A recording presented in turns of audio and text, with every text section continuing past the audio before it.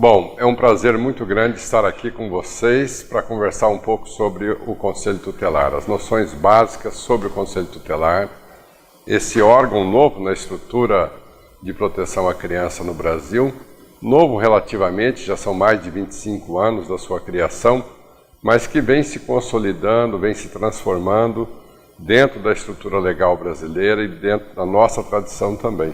Recentemente, inclusive, nós tivemos um processo muito inédito, né? Porque tivemos a possibilidade de renovar um processo de compromisso com a criança, colocando a eleição ou a escolha dos conselhos tutelares em uma data única no Brasil. Então hoje, por esse avanço legal, ele se torna definitivamente um órgão da estrutura de proteção à criança, que é escolhido numa data única para todo o Brasil.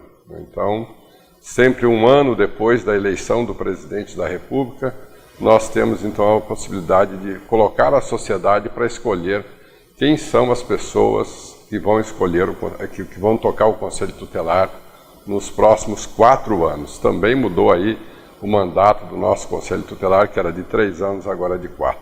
Né? Mas é importante a gente começar dizendo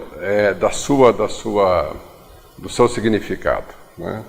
O Conselho Tutelar ele é um órgão, e aí é importante nós refletirmos o que é um órgão. Né? O município ele é composto de vários órgãos, e o Conselho Tutelar é mais um dos órgãos que está na estrutura do Poder Executivo Municipal. E como tal, então, ele tem que ter esse status. Né? Ele é um órgão como é a Secretaria de Educação, como é a Secretaria de Assistência, como é a Secretaria de Saúde, de Habitação e assim por diante. Né?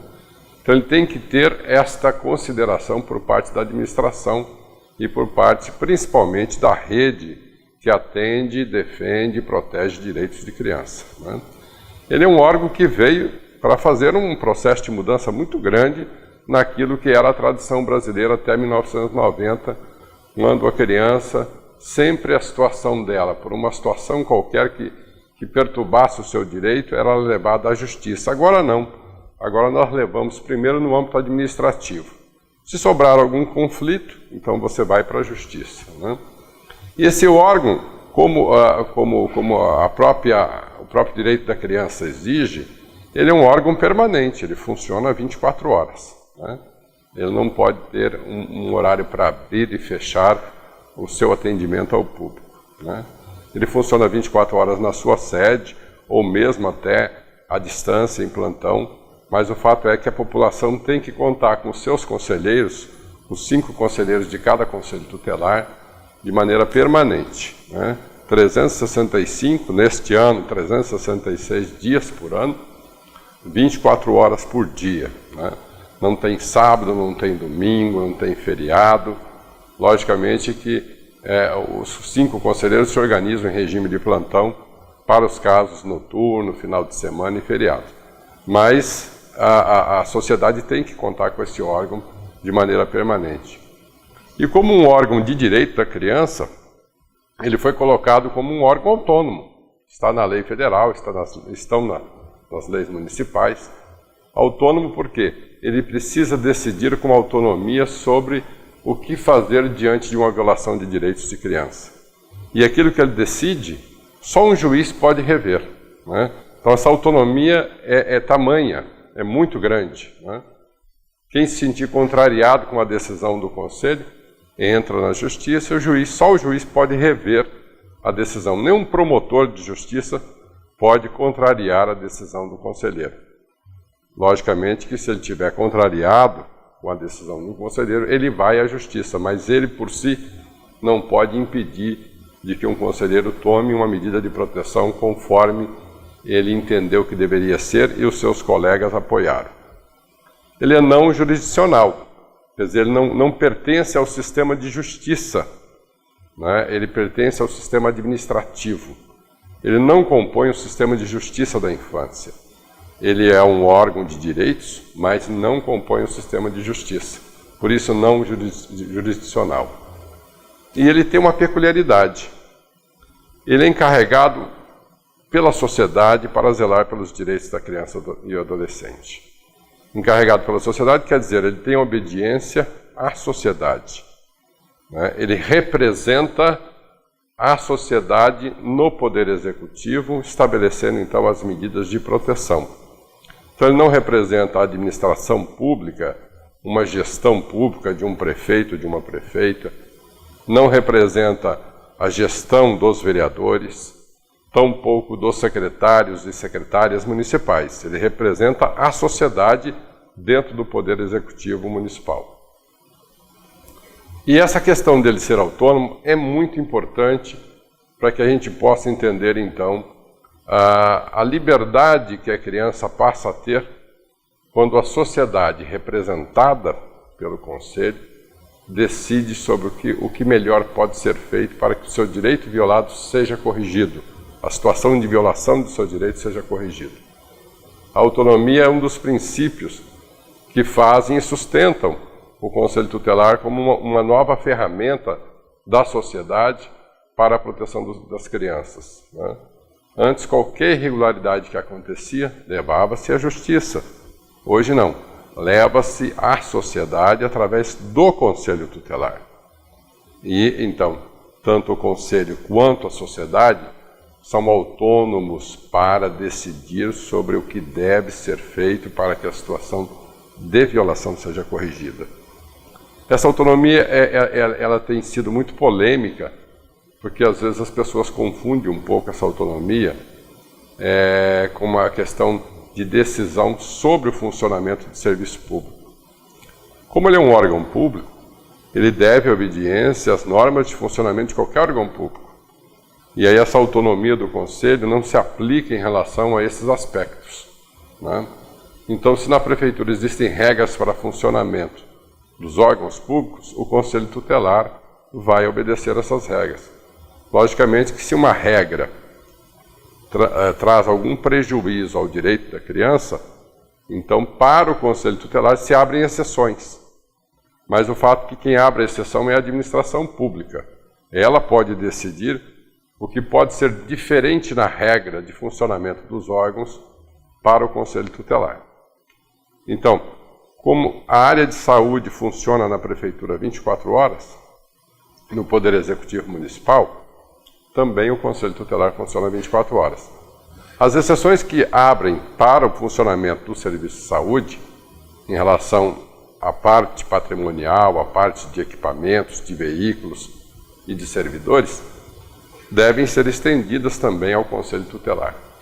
Então essa autonomia é muito importante para que ele possa decidir, mas logicamente que ela tem que ser apoiada pelo serviço público, ela tem que ser apoiada pelo setor público para que essa autonomia na decisão sobre que medida tomar em relação a um direito violado, de fato tenha amparo, tenha apoio no modo de funcionar o sistema público. Hoje o Conselho Tutelar tem um mandato de 4 anos, né? E ele deve ser cumprido na sua íntegra. E na última legislação federal, nós tivemos um avanço em relação aos direitos sociais, aos direitos de trabalhador do conselheiro tutelar. O mandato de conselheiro, ele dura os 4 anos e, portanto, as pessoas têm que ter férias. Tem que ter licença quando tiver problema de saúde, quando tiver alguma situação que o impede de desenvolver a sua função. E aí é preciso chamar o suplente para ocupar essa vaga. Porque é importante a gente pensar o seguinte: a lei diz que o Conselho Tutelar funciona com 5 pessoas. Então toda vez que ele estiver incompleto, ele deixa de ser conselho. Na verdade é isso, né? Então, toda atitude tomada por um conselho que está incompleto é ilegal. Então o conselho, em qualquer época do ano, tem que ter os 5 conselheiros, né? Em que pese o mandato de cada um deles é de 4 anos, mas eventualmente alguém pode ter uma licença estendida por 2, 3, 4, 5, 6 meses, às vezes um caso grave de saúde, exige o afastamento do conselheiro. E aí é preciso que o suplente esteja lá. Eventualmente, podem haver substituições, mas seguramente pelo menos 5 meses no ano haverá substituição, nas férias dos conselheiros. Então, o mandato de 4 anos dá a prerrogativa de ter 4 férias. Né? Então, a cada 12 meses você tem as férias. Como todo mundo inicia junto, nós não podemos substituir o conselho de uma vez. Né? Pegar 5 suplentes e substituir os 5 conselheiros que entram de férias.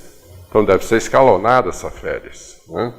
Então, cada mês tira um conselheiro, e aí o primeiro suplente, então, tem seguramente um mandato de 5 meses em cada ano.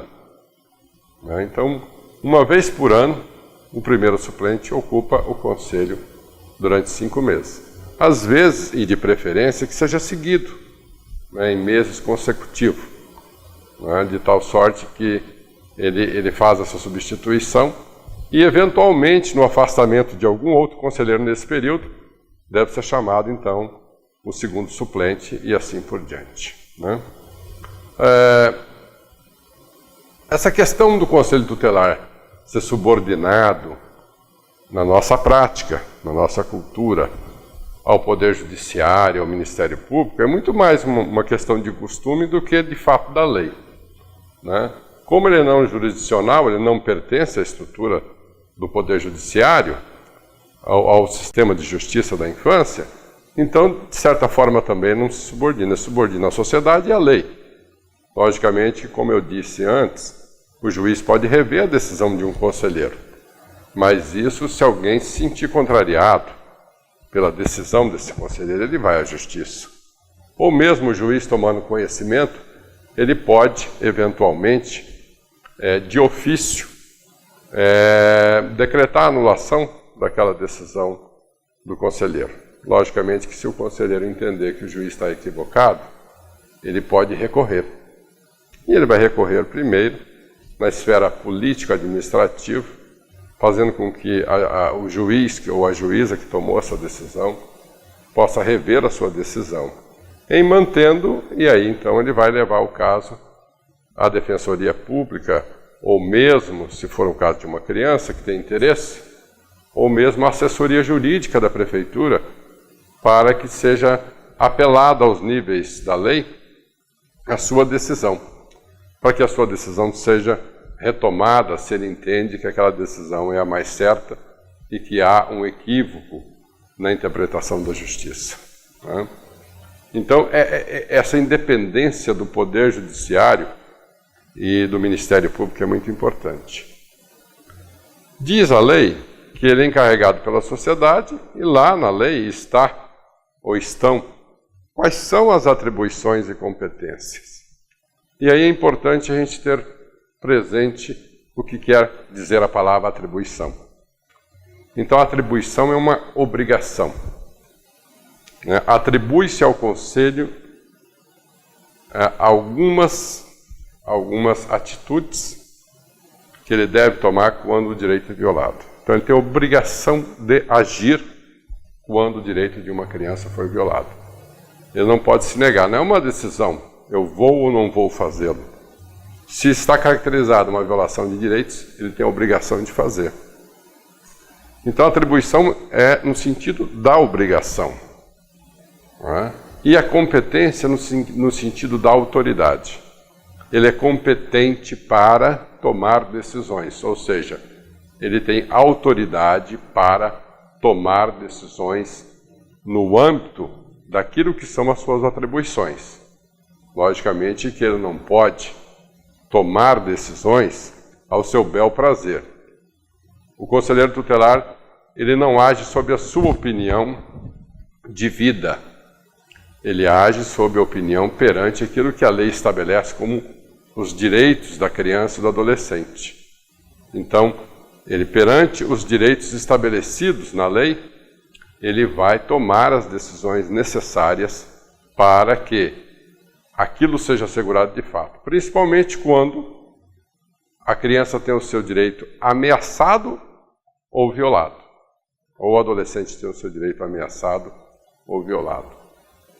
Para tanta atribuição e competência, logicamente que ele tem que ter todo o respaldo da prefeitura para o seu bom funcionamento. Ele tem que dispor de uma sede adequada, ele tem que dispor de equipamentos adequados. Hoje existe um sistema de informação para a infância, ao qual o Conselho Tutelar é obrigado a fazer uso, onde ele registra todos os atendimentos, todas as situações que lhe aparecem. E esse sistema é um sistema nacional, é um sistema que dá ao município o mesmo tratamento nos procedimentos que o Conselho Tutelar tem que tomar em relação à criança e ao adolescente no Brasil inteiro. Então é um padrão, né? Para isso o conselheiro tem que ser treinado. Então, além da sede, além dos equipamentos, o conselheiro deve ser permanentemente capacitado, né? Tomou posse, se ele não tinha antes nenhum treinamento, ele tem que buscar se informar. Até porque, pela lei brasileira, ninguém pode alegar ignorância, desconhecimento da lei. Então, todos nós, cidadãos brasileiros, devemos ter a obrigação de conhecer as leis. Imagine um conselho que trabalha com os direitos da criança. Então, ele tem que ser treinado. Se a prefeitura oferece, ótimo, é bom que ofereça. O governo federal tem uma política de formação, essa aqui é uma das ações, né? Existem as escolas de conselhos no Brasil inteiro. Os governos estaduais, alguns deles têm uma política de formação, as prefeituras fazem isso também, mas quem deve se preocupar muito com esse processo é quem dá posse aos conselhos. Em algumas leis, quem dá posse é o prefeito, outras é o Conselho Municipal. Mas prefeito e Conselho Municipal dos Direitos da Criança e do Adolescente devem garantir essa formação, essa capacitação, esse preparo do indivíduo para esta função. Então é importante que ele esteja capacitado, que ele tenha todas as informações para poder zelar pelos direitos da criança e do adolescente. O zelador é aquele que cuida do bom funcionamento, né? O Edson Seda, que é um dos autores da lei do Estatuto da Criança e do Adolescente, que ela foi construída a muitas mãos, ele disse que o Conselho Tutelar é o PROCON da criança. Então, toda vez que o direito da criança for violado, você aciona o PROCON. Como nós consumidores, toda vez que temos nosso direito violado, a gente vai lá e aciona o PROCON. Como consumidor, lógico, né? Então, o direito da criança é uma situação já consolidada no Brasil, né? E para ele ser efetivado, existem várias estruturas. Existem as políticas públicas, que são operadas pela União, pelo Estado e pelos municípios. Existem as políticas públicas que são operadas pelas ONGs, mas o Conselho Tutelar não é uma ONG, ele é uma estrutura pública. Ele é mais uma, né, das estruturas públicas que são colocadas à disposição da efetivação do direito. Só que ele não faz atendimento à criança no sentido de lhe oferecer as condições para que o seu direito de fato seja alcançado. Ele sim estabelece as medidas que precisam ser tomadas pela sociedade, pela família, pelo poder público para que esses direitos sejam garantidos. Então, veja que é um órgão muito complexo, né, sem precedente na história brasileira, e com 25 anos vamos convir que ele ainda é muito novo, para que a gente possa, de fato, ter ele consolidado como um sistema de justiça que é muito mais antigo no Brasil, como um sistema qualquer de política pública que já tem uma tradição. Mas para que a gente, de fato, possa efetivar esse órgão como uma estrutura a serviço da criança e do adolescente, dos direitos da criança, nós temos que nos ater sempre àquilo que se atribui ao Conselho Tutelar. Ou seja, as obrigações que esses 5 conselheiros ou conselheiras têm perante a lei no atendimento às crianças e adolescentes. Então, a primeira atribuição é atender as crianças e adolescentes sempre que seu direito for violado ou ameaçado, né? Essa é uma atribuição principal. Atender crianças e adolescentes sempre que o seu direito for ameaçado ou violado. e a partir deste atendimento, fazer um levantamento de qual é a situação da criança, quais são os seus direitos que são violados, quem são as pessoas ou as instituições que violam esses direitos, e aí decidir em cima disso. Então, de certa forma, é simples o trabalho do Conselho, mas é complexa a resposta, né? A resposta que ele vai dar. O trabalho maior é receber a situação de violação de direito, ver se de fato ela caracteriza uma violação de direito. Quais são esses direitos que foram violados? Às vezes é mais que um, né? Quem são os violadores? A família? É toda a família ou é parte da família? É a escola? Quem da escola? Quem são os violadores na escola? É na comunidade? Quem são os violadores nessa comunidade? A estabelecer, de um lado, as medidas que vão proteger a criança, ou seja, retirar a criança daquela situação de violação. E essas medidas que ele vai estabelecer, todas elas estão previstas na lei. Ele não pode tomar nenhuma medida que não esteja prevista na lei. Elas estão previstas no artigo 101 da Lei 8.069/90, conhecido como Estatuto da Criança. Então, no artigo 101, nós temos várias medidas de proteção à criança. Além disso, o Conselho não deve estabelecer nada. Mas em relação à família, ele pode estabelecer? Pode. E aí são aquelas medidas previstas no artigo 129 do Estatuto também. Então, são medidas que encaminham tanto a criança quanto a família para serviços, programas e ações que vão, então, restabelecer o estado de normalidade nos seus direitos, que vão proporcionar a recuperação de situações que trazem a violação, no caso da família principalmente, e que vão afastar a criança da possibilidade de continuar sendo agredida ou violada no seu direito. Então, essas questões são questões que estão na lei e que podem, de fato, assegurar à criança uma normalidade de vida. E aí precisa prevalecer muito o bom senso do conselheiro. Porque a opinião dele, de fato, a opinião dele de vida enquanto sujeito, neste caso, pouco pode importar.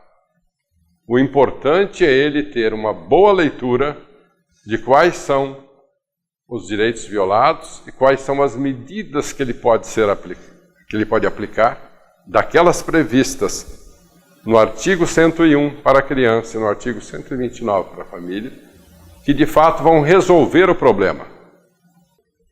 Então, aqui eu chamo a atenção para uma coisa. O Conselho Tutelar veio não para remediar, ele veio para resolver. Não teria sentido nós criarmos um órgão na estrutura pública brasileira para remediar situação, para amenizar processos. Não, ele vem para ter a perspectiva de romper com processos que violam direitos. E aí, por isso, ele tem que tomar medidas de fato eficazes. E essas medidas estão todas estabelecidas na lei. E toda vez que ele for contrariado nessa decisão, logicamente que ele vai, então, fazer uma ação política de sensibilizar aqueles que o contrariam para que cumpram com as suas obrigações. Seja a família, seja uma ONG, seja um serviço público. Ele vai fazer uma ação política, ou seja, vai estabelecer um contato para que aqueles que estão resistindo a cumprir as suas obrigações o façam. E aí então ele alerta. Em permanecendo esta postura dessas partes, ou seja, de resistir à decisão do Conselho, o Conselho será obrigado. Não é uma decisão pura e simples. Ele tem obrigação de representar no sistema de justiça essa contrariedade à sua decisão.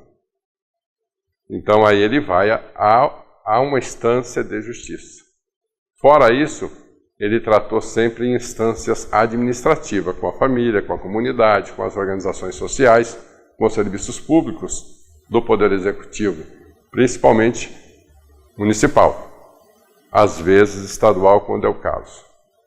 Mas havendo então contrariedade, havendo esta resistência, mesmo depois de uma ação política, de tentar sensibilizar, ele deve representar perante a lei. Então aí é que a gente tem a decretação legal de que uma decisão do Conselho seja cumprida. É muito importante esse discernimento. O Conselho, antes de ir à Justiça, ele vai esgotar todas as possibilidades de resolver isso no âmbito administrativo, porque senão não haveria razão de ser. Nós podíamos manter pelo velho sistema, onde quem resolvia tudo era o juiz, o chamado juiz de menores, hoje, juiz da infância e da adolescência. Então, se não houvesse, de fato, a necessidade de mudança, nós teríamos deixado como estava na lei anterior. Quem resolvia todo e qualquer conflito em relação à criança era a Justiça. Hoje, os conflitos que são administráveis é o Conselho Tutelar. Aqueles que não são administráveis é a Justiça. Então a gente só usa a lei quando resulta deste processo de intervenção um conflito. Ele vai representar ao Ministério Público, né, para fins de suspensão do poder familiar. Quando uma família resiste a cumprir as determinações de proteção que o Conselho estabeleceu, ele tem obrigação de representar ao Ministério Público para que ele avalie se é o caso do Ministério Público representar à Justiça a suspensão do poder familiar e a colocação da criança sob responsabilidade de outras pessoas ou até de instituição. No sistema anterior, quem abrigava crianças, quem acolhia as crianças, era o juiz da infância. Quando o Estatuto foi aprovado, nós colocamos a possibilidade de quem pudesse fazer isso fosse a sociedade através do Conselho Tutelar. Mas o que aconteceu na história? O Conselho Tutelar acabou repetindo as velhas tradições de abrigar compulsoriamente crianças em instituições. E isso fez com que recentemente a lei fosse mudada e colocasse isso apenas com a responsabilidade do juiz da infância. Hoje, quem pode, de fato, tomar a decisão de abrigar uma criança, de acolher uma criança em instituição ou em família acolhedora, é o juiz, não é mais a sociedade. De certa forma, isso foi um retrocesso para nós, mas também ensinou de que a lei não muda a tradição. O que muda a tradição é o exercício da lei. Então, nós podemos, um dia, ter de volta essa prerrogativa da sociedade, através do Conselho Tutelar, decidir do afastamento da criança da família que viola seus direitos, que ameaça seus direitos, ou que não consegue, por qualquer razão, proteger a criança e acolhê-la num outro sistema de família extensa, de um familiar, de uma família acolhedora ou de uma instituição que faz esse serviço. Então, esta relação hoje do Conselho Tutelar com o sistema de acolhimento, ela fica numa obrigação de ter uma interação muito grande com o juiz, ou com a juíza.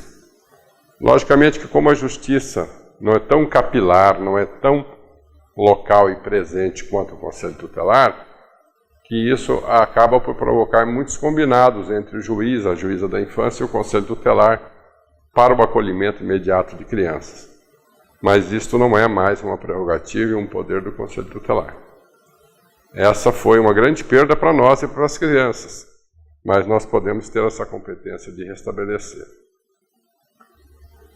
O Conselho Tutelar, como ele atende todas as situações de ameaça e violação de direitos, ele tem dentro desse sistema de atendimento a possibilidade de retratar qual é a realidade da violação dos direitos de crianças e adolescentes no município.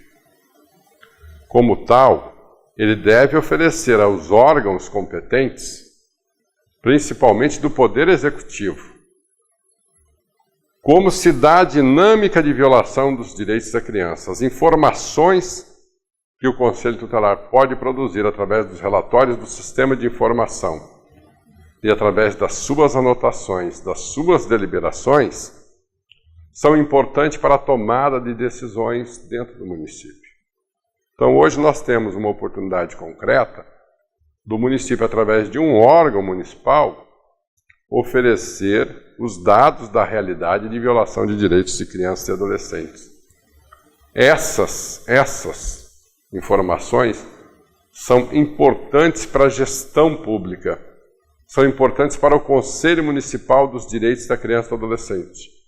Aquele que nós já falamos, que vai decidir sobre a política de atendimento aos direitos da criança. Então veja, essas informações produzidas no Conselho Municipal no Conselho Tutelar são muito importantes para o Conselho Municipal, na elaboração do plano decenal, do plano de 10 anos, na elaboração dos planos anuais, na análise do orçamento do município, chamado Orçamento Criança, e dá até ao Conselho uma prerrogativa de poder, Conselho Tutelar no caso, contribuir com o município quando o município vai elaborar o orçamento, né? E está colocando para as secretarias municipais quais são as prioridades em termos de violação de direitos que devem ser atendidas no orçamento público. Então, é muito importante que essas informações trazidas tragam notícias a respeito tanto da violação dos direitos da criança quanto também da família, né?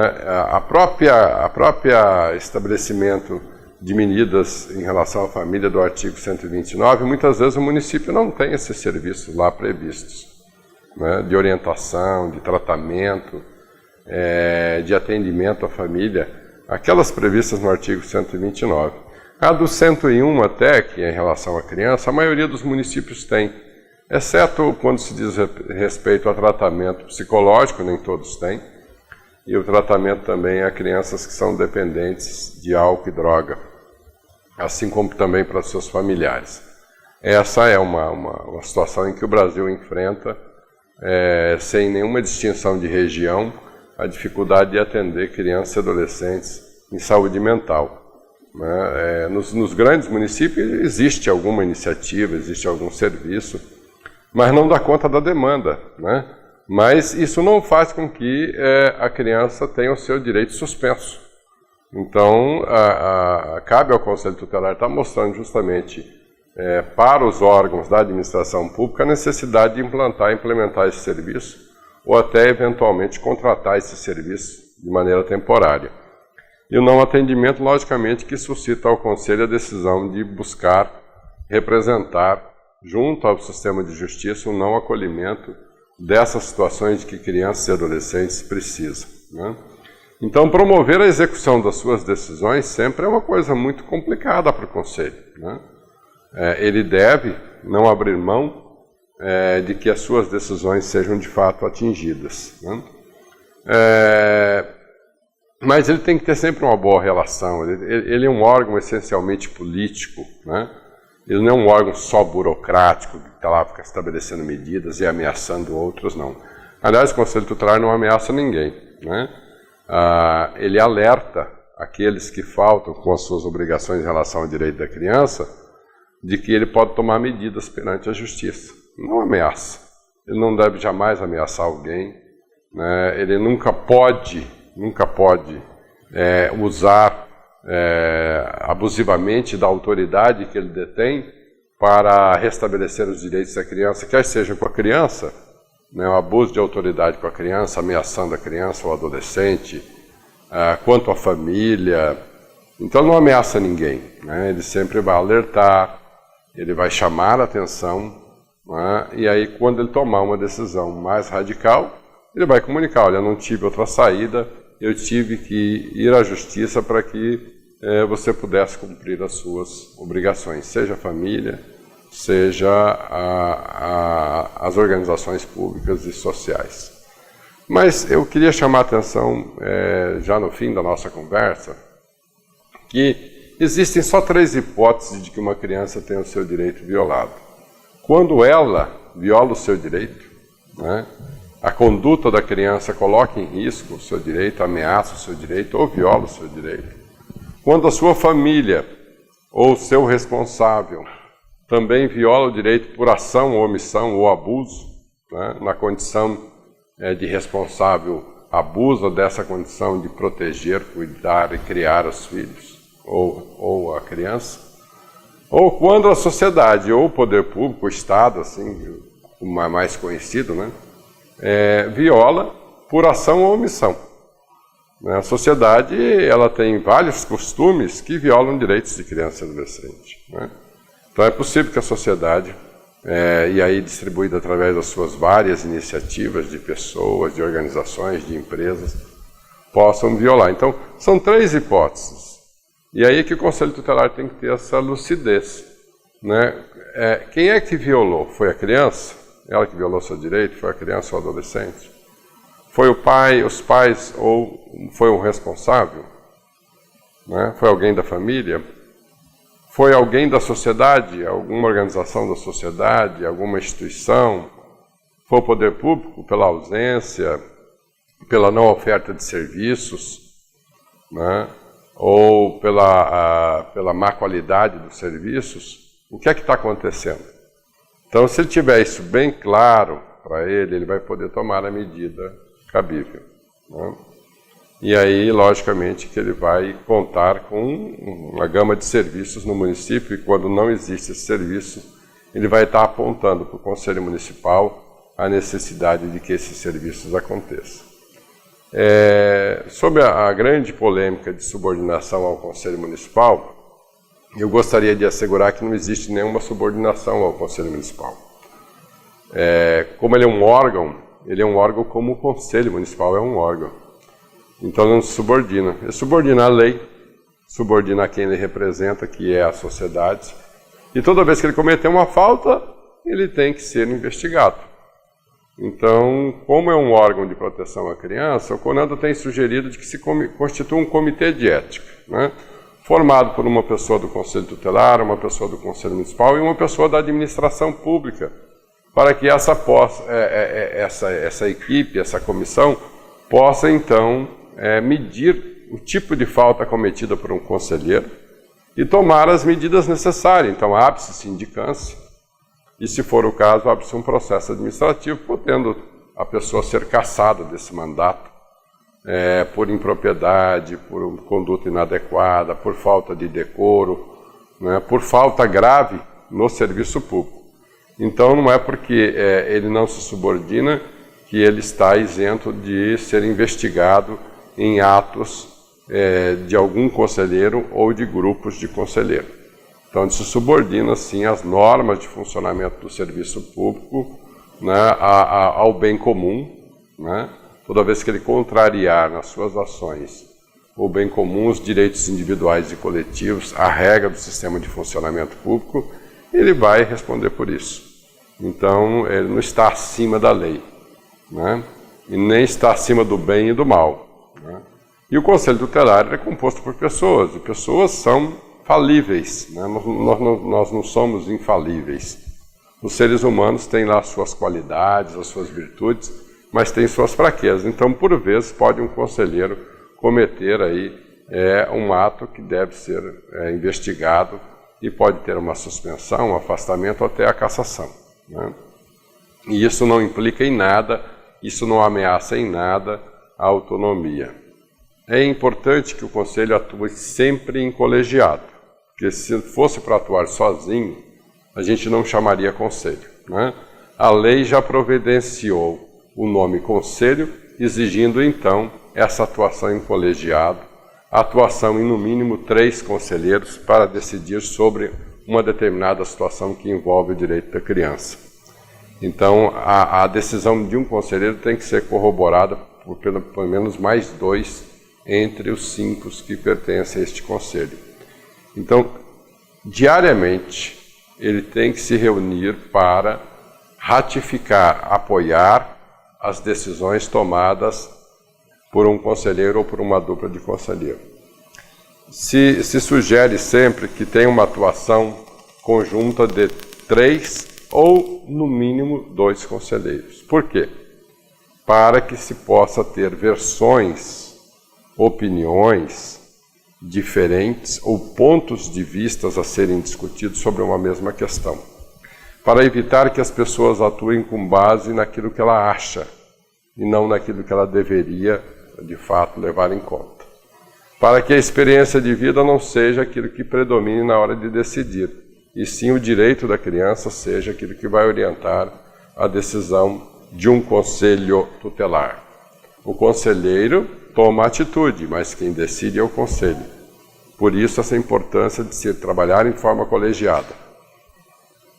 É uma coisa recorrente nos conselhos, o desentendimento entre os conselheiros. Isso faz parte da vida brasileira, o desentendimento entre as pessoas que trabalham no mesmo órgão. Como a situação do direito da criança sempre gera polêmica, é muito comum o desentendimento. Não são poucos os conselhos em que não há uma harmonia entre os cinco membros. Em alguns chega-se ao ponto de que são 5 conselheiros que não se entendem entre si.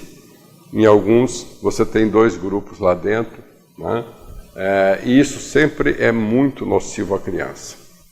Nós não temos expectativas que os conselheiros se adorem entre si, que se amem. Eles têm que ter uma noção das suas obrigações de respeito em relação às crianças e adolescentes. Eles não precisam ser amigos entre si. Essencialmente, eles têm que ter um compromisso de se reunir para decidir sobre um direito violado, se reunir para ratificar a decisão e a condução de um conselheiro sobre o seu direito violado, sob pena de responder por prevaricação. Toda vez que o conselho não funciona como colegiado, os conselheiros estão cometendo uma falta. E aquele que se sentir prejudicado pela atitude dos outros deve representar administrativamente. Se um conselheiro apenas entende que tem que ser colegiado e os outros não, esse conselheiro deve comunicar essa falta administrativa dos outros perante a administração pública, ou seja, a negação de trabalhar em equipe, a negação de trabalhar em colegiado para as decisões. É importante a gente dizer isso. Não pode ser um lugar onde cada um faz o que quer.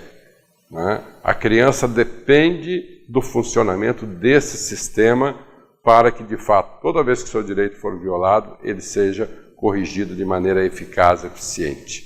Ele não pode ser pela cabeça de cada um, sem que o colégio de conselheiros possa ratificar a adequação dessa decisão. Então, esse é um grande desafio que os senhores e as senhoras conselheiros têm, para este processo de convivência de grupo e esse processo de responsabilidade em relação aos direitos humanos de crianças e adolescentes. Senão, de nada vai valer todo esse esforço que nós tivemos de mudar a legislação brasileira para que nós tratássemos no âmbito da administração aquilo que é administrativo e no âmbito da justiça aquilo que é conflito perante os direitos da criança e adolescente.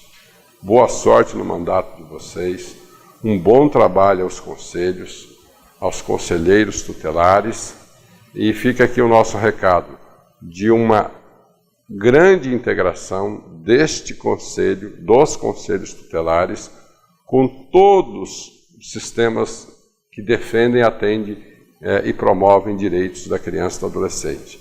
Principalmente os conselhos de políticas públicas, no caso de educação, saúde, assistência, esporte, cultura, e também o Conselho dos Direitos da Criança e do Adolescente no seu município. Muito obrigado.